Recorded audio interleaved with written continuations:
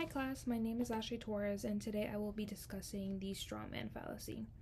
Have you ever had someone twist your words and misconstrue your words within an argument just to feel like as if they're winning? You might have felt a little gaslighted in that moment because I know I have.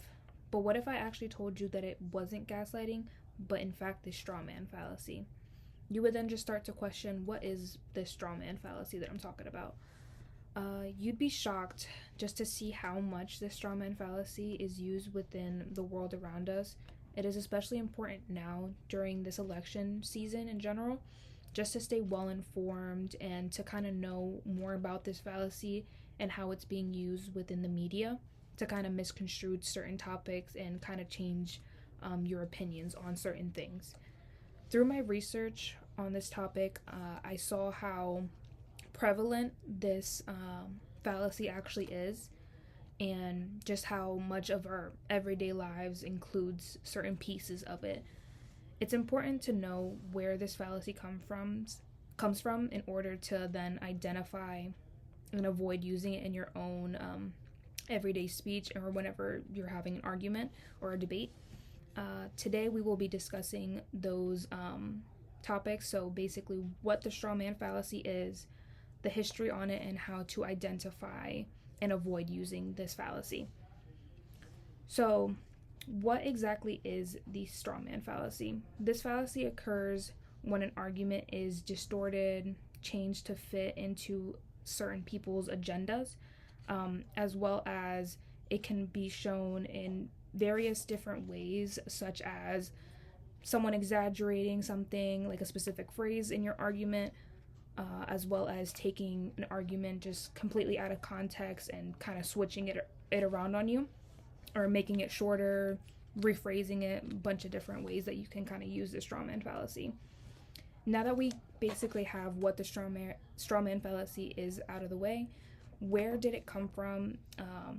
Basically, the strawman fallacy comes from a scarecrow, and how a scarecrow is basically made out of straw, which is where we get the straw part out of the strawman fallacy.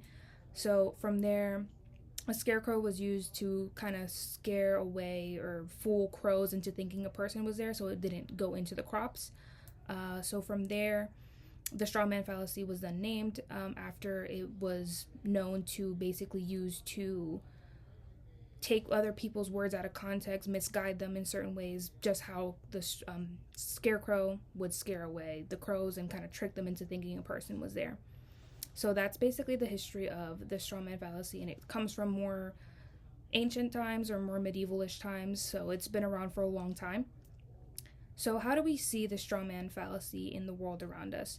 So we can see the strawman fallacy in multiple different ways, such as like the media, and especially, like I mentioned before, political debates.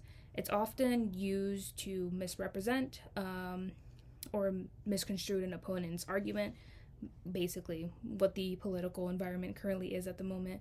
According to Action M, they shared some tips on how to avoid and identify the strawman fallacy. So basically, how to identify the strawman fallacy: if someone is re-quoting, reiterating your words within the argument, that's basically one way you can tell that they're using the strawman fallacy. Another way that they would kind of use the strawman fallacy against you in your argument is basically just generalizing your argument, so making it seem more basic or kind of more rudimentary than what your argument might have been. Like if it was more in depth, they might have done that to kind of diminish your argument as a whole.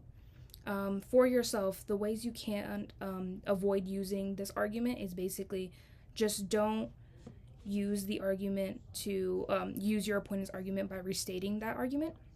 So basically, try to listen instead of just going ahead and just restating what they say just to make yourself sound better, as well as conducting your research on that topic. If you do not know that topic well enough, it's best not to respond as well as argue back by using their words against them, just to kind of solidify your own stance on that opinion when you don't fully have that opinion fully formed. So just in conclusion, understanding what the strawman fallacy is, it's just basically essential And basically recognizing how to not use it is an important part to make yourself sound more knowledgeable, as well as more concise within your own arguments instead of just reiterating what someone says back to you. Thank you.